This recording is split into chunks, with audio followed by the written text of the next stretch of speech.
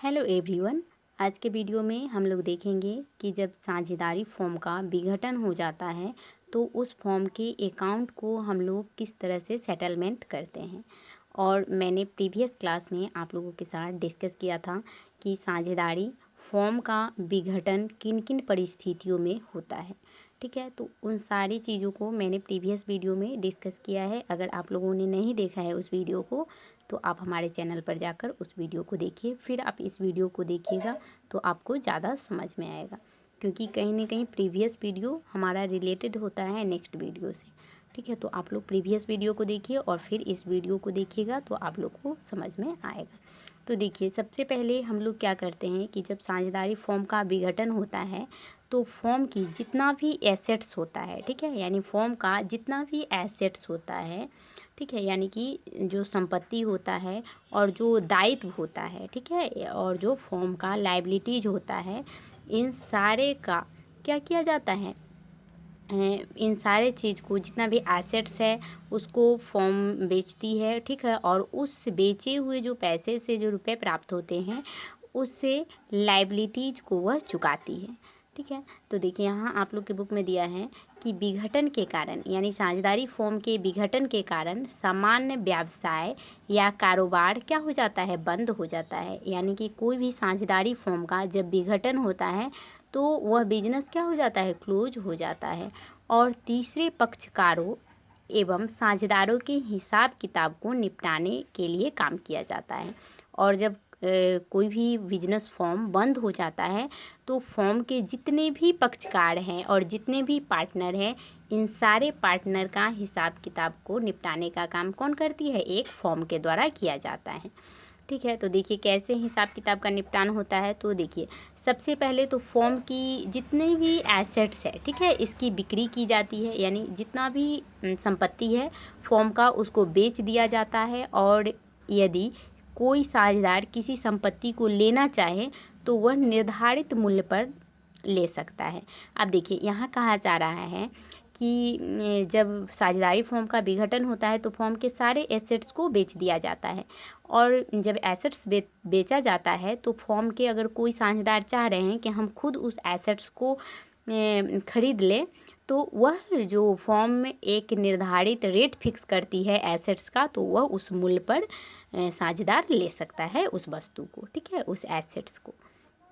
उसके बाद next point है कि संपत्तियों की बिक्री से प्राप्त धन की वसूली की जाती है। और देखिए जो एसेट्स बेचा जाता है उससे धन की वसूली होती है और इस प्रकार फॉर्म के जो डेटर होते हैं उससे भी रुपए वसूले जाते हैं। यानी कि यहाँ कहा जा रहा है कि फॉर्म के डेटर कहने का क्या मतलब है, जो फॉर्म के ऋणी है, जिन्होंने फॉर्म से कुछ पैसा ले रखा है, तो इनसे भी जब फॉर्म समाप्त होगी, जब फॉर्म का विघटन होगा तो इस ऋणी से भी क्या होगा, फॉर्म पैसा वसूलेगी। ठीक है, वसूली की जाएगी। तो डेटर क्या, एक तरह से ऋणी है। ठीक है, तो इससे फॉर्म पैसा वसूलती है। ठीक है, फॉर्म के विघटन के समय।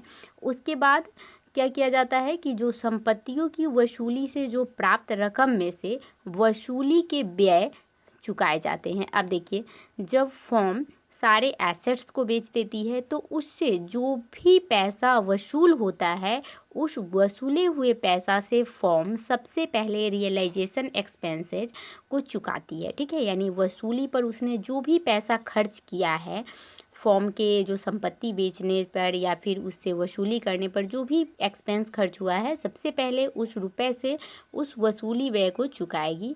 और फिर इस रकम में और जो भी बाकी रकम बचेगा उससे इस रकम में फॉर्म के बाह्य दायित्व, अब यहाँ बोला जा रहा है कि फॉर्म के जो बाह्य दायित्व होते हैं यानी आउटसाइड लायबिलिटीज़ जो होते हैं, जैसे आउटसाइड लायबिलिटीज़ में कौन आ जाएंगे, तो जैसे क्रेडिटर आ जाएगा, ठीक है, या फिर कर्ज आ जाएगा, लोन, या फिर बैंक ओडी आ जाएगा, बिल्स पेएबल आ जाएगा, या फिर अगर कोई पार्टनर है और किसी पार्टनर की वाइफ है और उसने लोन दिया है कोई बिजनेस को तो उसकी वसूली की जाएगी, क्योंकि बाह्य दायित्व में आउटसाइड लायबिलिटीज में इनका भी ऋण आएगा। ठीक है, साझेदार की पत्नी का भी। और आउटस्टैंडिंग एक्सपेंस है तो उनका भुगतान किया जाता है। ठीक है, उसके बाद देखिए सबसे पहले जो पैसा वसूली होगा उसे वसूली व्यय का भुगतान किया जाएगा। उसके बाद बाह्य दायित्व का भुगतान किया जाएगा और बाह्य दायित्व में ये सब आ जाएंगे लेनदार, ऋण, बैंक ओवरड्राफ्ट, बिल्स पेएबल, ये सब आ जाएंगे। ठीक है, उसके बाद जो पैसा बचेगा, ठीक है, तो इसके बाद साझेदारों से प्राप्त ऋण का भुगतान किया जाएगा।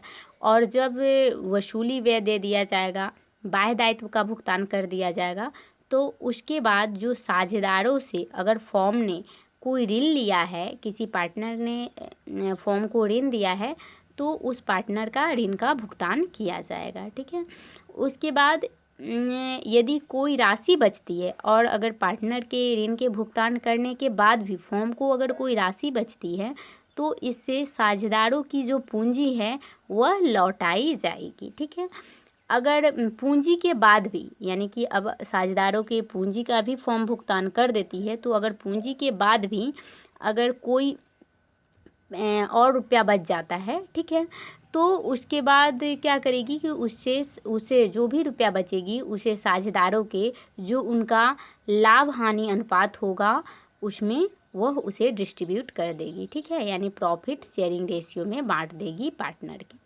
ठीक है, तो इस तरह से हम लोग देखें कि जब साझेदारी फर्म का विघटन होता है तो किस तरह से फर्म की संपत्तियों को बेच दिया जाता है और उससे फर्म के जो भी दायित्व होते हैं उन सारे दायित्वों का भुगतान किया जाता है। तो उसमें सबसे पहले जो दायित्व का भुगतान किया जाएगा वह होगा वसूली व्यय। ठीक है, वसूली व्यय का। उसके बाद बाह्य दायित्व का होगा। बाह्य दायित्व में आप लोगों ने देखा, बाह्य दायित्व में कि उसमें लेनदार आ जाएंगे यानी क्रेडिटर आ जाएंगे, उसके बाद बैंक कोडी आ जाएगा, बिल्स पेएबल आ जाएंगे, ये सब आ जाएगा। ठीक है, उसके बाद जो पार्टनर का लोन है, ठीक है, पार्टनर का, एक मिनट, देखिए यहाँ पे साझेदार का ऋण का भुगतान किया जाएगा। ठीक है, साझेदारों के ऋण का। उसके बाद कोई राशि अगर और बच जाती है तो उससे साझेदारों की पूंजी को भुगतान किया जाएगा। उसके बाद भी कोई राशि बच जाती है तो फर्म उसे पार्टनर के लाभ हानि अनुपात में बांटेगी। ठीक है, साझेदार के लाभ हानि अनुपात में इसे बांट दिया जाएगा।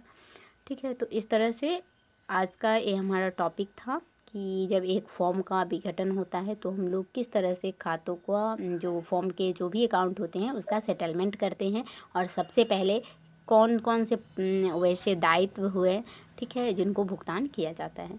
तो ये थी आज की हमारी क्लास। ठीक है, अब हम नेक्स्ट वीडियो में आप लोगों के साथ डिस्कस करेंगे कि जब पार्टनर के संबंध में, जब ये पार्टनरशिप फॉर्म में जब विघटन होता है तो उस संबंध में जो कानूनी नियम है वह क्या है।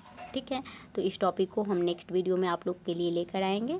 तो आप लोग ऐसे वीडियो देखने के लिए आप हमारे चैनल को सब्सक्राइब कर सकते हैं, वीडियो को शेयर करें और हाँ, अपने दोस्तों में भी इसे शेयर करें ताकि वो लोग भी इसे देखकर लाभ उठाएं।